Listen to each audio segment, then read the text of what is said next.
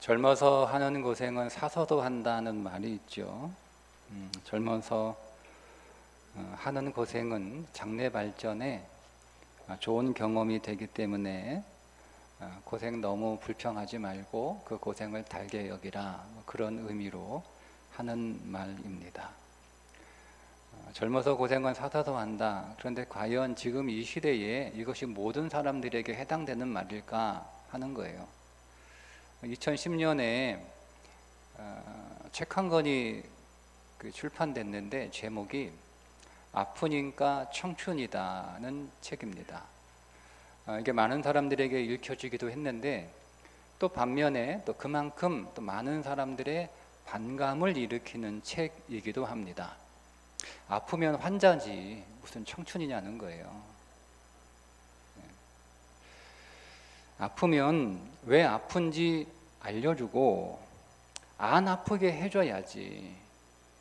그런 건 없고 그냥 너 청춘이니까 계속 아프기만 해라 하는 건 옳지 않다는 거죠.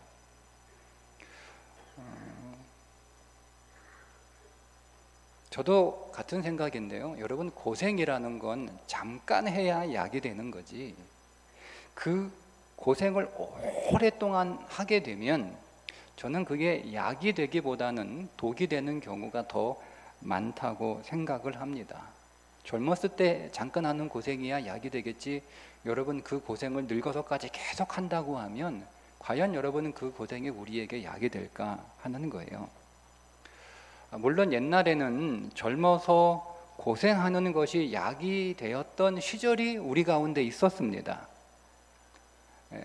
고생의 터널을 우리가 지나게만 하면 정말 광명한 그런 미래가 기다리고 있었기 때문에 우리가 젊어서 잠깐 고생하는 거 얼마든지 그것을 우리가 약으로 여기고 정말 그 고생을 사서도 해야 할 만큼 그런 시절이 우리에게 있었어요. 그런 시절이 있었어요.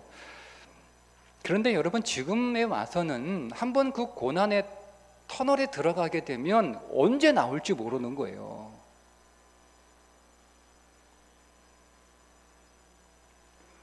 내가 언제 이 고난의 터널에 들어가서 언제 나올 수 있을까 장담할 수 없는 거예요. 그래서 저는 생각하기에 그것 때문에 아마도 금수저 흙수저라고 하는 말이 나온 게 아닐까. 그러니까 애초에 그 터널에 들어가지 말아야 되는 거예요. 한번 들어가면 언제 나올지 모르니까.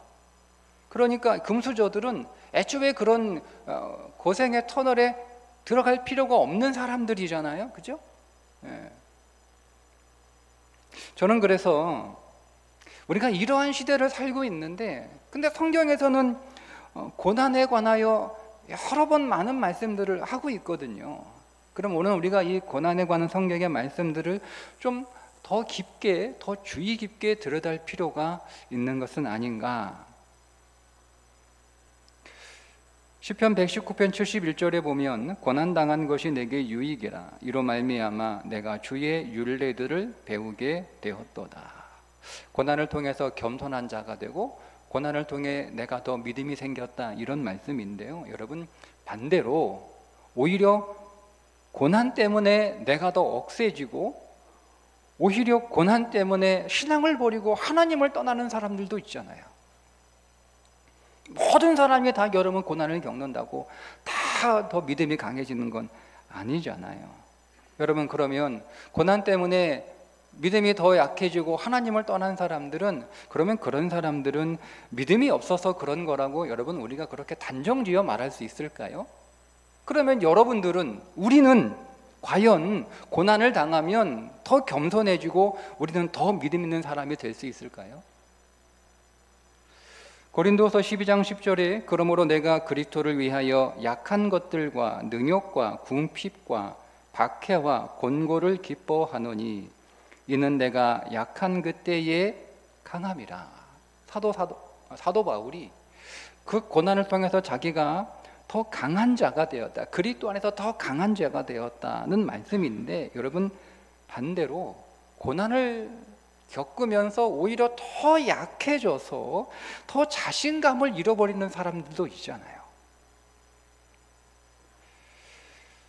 가랑비에 옷 젖는다고 여러분 작은 고난도 계속되면 그것이 쌓여서 봄바람에도 쓰러질 수 있다고 생각합니다. 마치 권투 경기에서 훅을 계속 맞으면요, 스쳐도 쓰러집니다.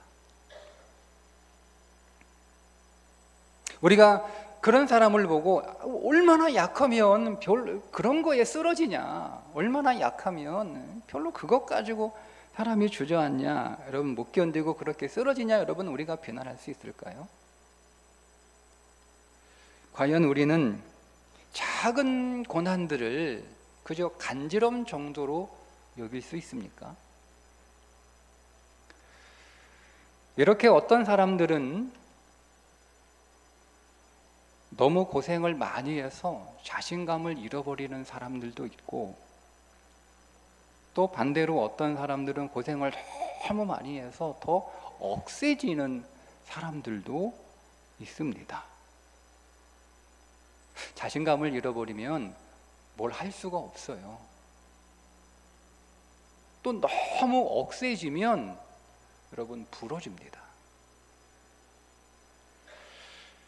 여러분, 그래서 오늘 우리가 어떤 고난을 당할 때 그 고난이 정말 우리에게 약이 되려면 우리의 겉은 부드러워져야 되고 우리의 속은 단단해져야 됩니다. 반대로 이것이 반대가 되어버리면 고난 때문에 우리의 겉은 더 억세지고 고난 때문에 오늘 우리의 속이 더 물렁해지면 그 고난은 약이 아니라 우리에게 독이 되는 거예요. 성경은 고난을 연단이라고 말씀하고 있는데, 연단이 뭘까? 저는 연단을 이렇게 정의를 하고 싶어요. 쇠를 시뻘건 불구덩이에 넣고 그리고 꺼내서 매질하고 담금질하고 그런 과정을 반복하면서 그 쇠의 속은 단단해지고 그 쇠의 겉은 부드러워져서 대장장이가 만들고 싶은 모양대로 만들어지는 것. 불구덩이 속에 들어가면 쇠는 부드러워져야 되죠. 그래서 그 불구덩이 속에서 쇠가 부드러워져서 밖으로 꺼내 대장장이가 매질을 통해서 그 모양이 만들어져야 되고, 그리고 그렇게 만들어진 모양은 담금질을 통해서 단단해져야 됩니다. 강해져야 되는 거예요. 저는 이것이 연단이라고 생각을 합니다. 그냥 무작정 고생만 하는 게 연단이 아니라, 오늘 우리의 삶의 모든 순간이 사실은 다 고난이죠.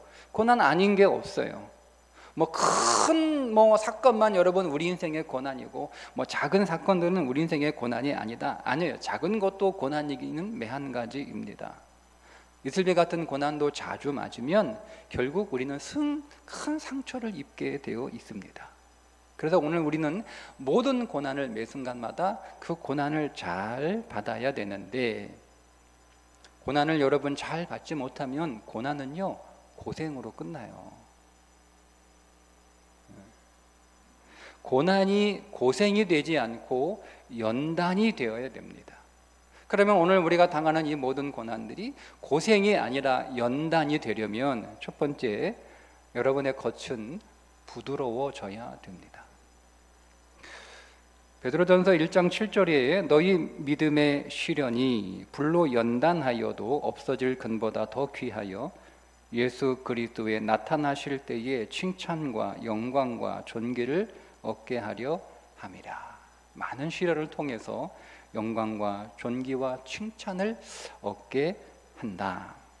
히브리서 12장 11절에 보면 무릇 징계가 당시에는 즐거워 보이지 않고 슬퍼 보이나 후에 그로 말미암아 연단 받은 자들은 의와 평강의 열매를 맺느니라. 징계를 통해서 의와 평강의 열매를 맺는다. 그러니까 이 두 구절의 말씀은 뭐냐면, 고난을 통해서 뭔가 만들어지는 결과가 반드시 있다는 거예요.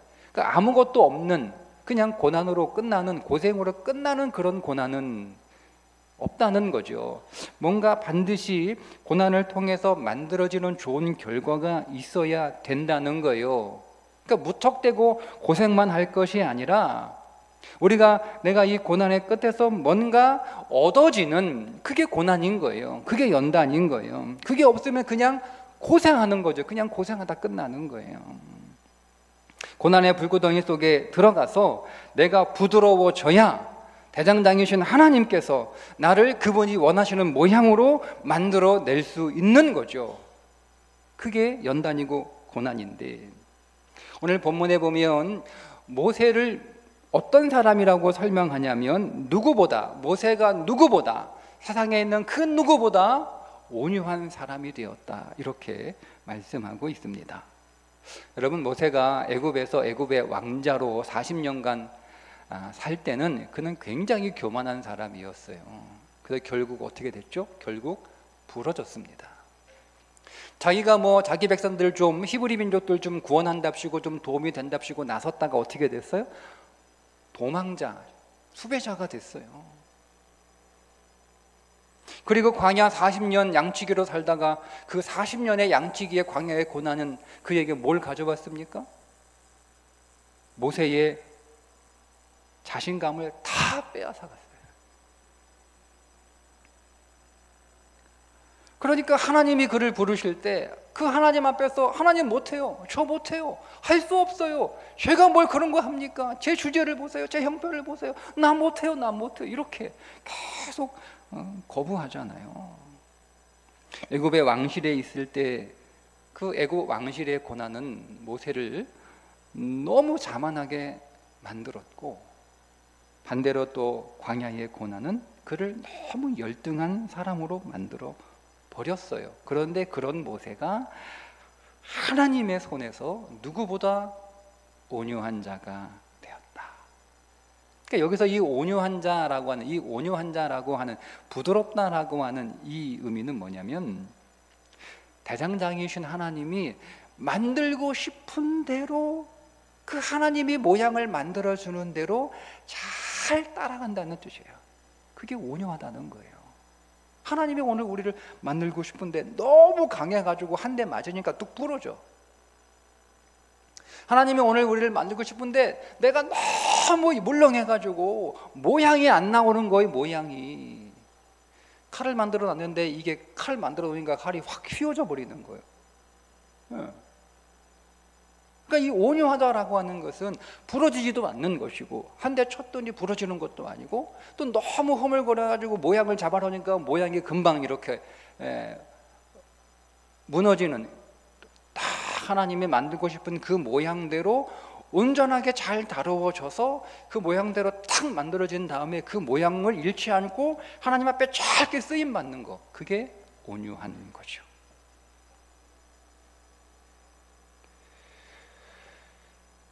여러분, 지금 오늘 본문에서 이 모세의 지도력에 반기를 드는 사람들이 누구죠? 미리암과 아론입니다. 가족들이죠.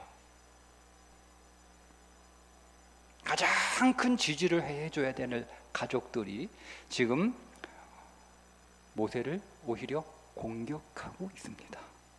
가족은 잘못을 해도, 설사 잘못했다고 하더라도 그냥 그거 덮어주고 이해해주고 편들어주고, 여러분, 이게 가족 아니에요? 그런데 지금 그 가족이 지금, 다른 사람들은 가만히 있는데 이 가족이 나서가지고 막 모세에게 지금 저항하고 막 비난하는 거예요. 응? 교인들이 그렇게 하면, 교인이니까 괜히 말 잘못했다가 교인들 삐져가지고 교회 안 나온다 그러면 안 되니까 그런 일 당해도 말을 못해요. 예? 근데 가족한테는 말할 수 있잖아요.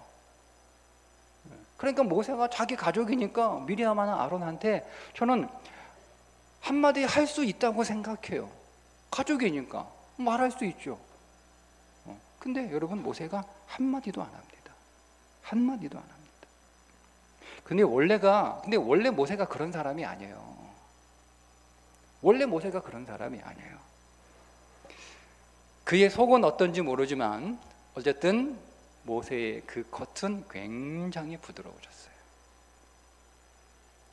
두 번째, 속은 단단해져야 됩니다. 잠언 17장 3절에 도가니는 은을, 풀무는 금을 연단하거니와 여호와는 마음을 연단하시느니라. 고난은 마음을 연단하는 거예요. 민수기 10장에 16장에 여러분 좀 넘어가시면 고라의 반역 사건이 일어나게 되는데, 고라가 당을 짓고 모세에게 반역을 합니다. 여러분, 그런데 이 고라의 반역에도요 모세가 전혀 기가 안 죽어요. 근데 여러분, 원래 모세는 그런 사람 아니었거든요. 말씀드린 것처럼 하나님께서 모세를 찾아가셔서 모세에게 사명을 주고 내 백성 애굽에서 인도해 내라, 여러분 이렇게 말씀하셨을 때 모세가 거절했던 이유 가운데 하나가 뭐냐면 사람들의 반응이었어요. 아니, 내가 대뜸 백성들한테 가서 하나님이 나보고 당신들 출애굽 시키라고 하셨어 라고 말하면 백성들이 어떻게 나올까 딱 머릿속에 그려졌거든. 백성들이 반발하고 네가 뭐냐, 주제 넘게, 네가 뭔데, 이런 이야기를 할 게 뻔하거든요. 모세는 그게 싫은 거예요. 그런 수치를 당하는 거, 그런 거절을 당하는 거, 그런 창피를 당하는 거 싫었던 사람이에요. 이게 모세예요.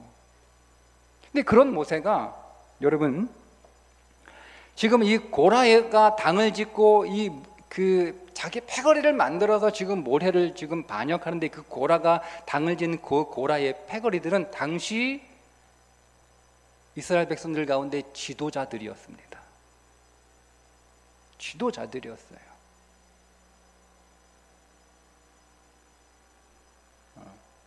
250명이 넘는 사람들이, 지도자들이 다 하나가 돼가지고 모세에게 반기를 들고 반역을 하는데, 그럼에도 불구하고 모세가 흔들리지 않아요. 모세가 어느새 강심장이 됐어요. 세 번째, 여러분, 목적이 있는 고난을 당하셔야 됩니다. 이런 말이 있어요. 원하는 것 한 가지를 하기 위해 하기 싫은 99가지를 해야 한다는 말이 있습니다. 저는 그래서 고난을 이렇게 정의합니다. 고난은 내가 하고 싶은 거, 내가 원하는 거 그 한 가지를 하기 위하여 하기 싫은 99가지를 하는 것, 그게 고난입니다. 여러분, 아무런 목적이 없이 그냥 내가 하기 싫은 거 어쩔 수 없이 하는 거, 그거는 고생이지 고난이 아니에요. 고난은 어떤 목적을 가지고 내가 하고 싶은 그 일을 하기 위해, 비록 내가 하기 싫은 일, 그러나 나는 그 목적을 이루기 위하여, 내가 하고 싶은 그거를 위하여 내가 하기 싫은 그거를 하기로 선택한 거예요. 그 선택한 그 일은 내게 고생이 아니라 그건 고난이죠. 그러니까 여러분, 오늘 우리가 우리의 삶을 고생으로 받아들일 것인가, 고난으로 여길 것인가는, 그거는 우리 인생의 목적에 달려 있습니다. 내가 하고 싶은 일을 하기 위해서 지금 이 어려운 걸 하고 있다면 그게 사실은 고생은 아니잖아요. 그게 힘들게는 하지만 여러분, 그걸 우리가 고생한다 이렇게 여기지는 않습니다. 지금 여러분, 오늘 우리의 고난의 목적이 있습니까? 되게 많은 사람들이 목적 없이 고난을 당하고 있기 때문에 고생만 하다가 끝나는 거예요. 여러분, 모세는 목적이 분명했습니다. 가나안이죠. 가나안이라고 하는 목적이 분명했기 때문에 모세 하기 싫은 일도 기꺼이 했어요. 여러분, 모세가 이 백성을 인도하는 일이 좋기만 했겠습니까? 성경 곳곳에 모세의 불평이 곳곳에 묻어 있어요.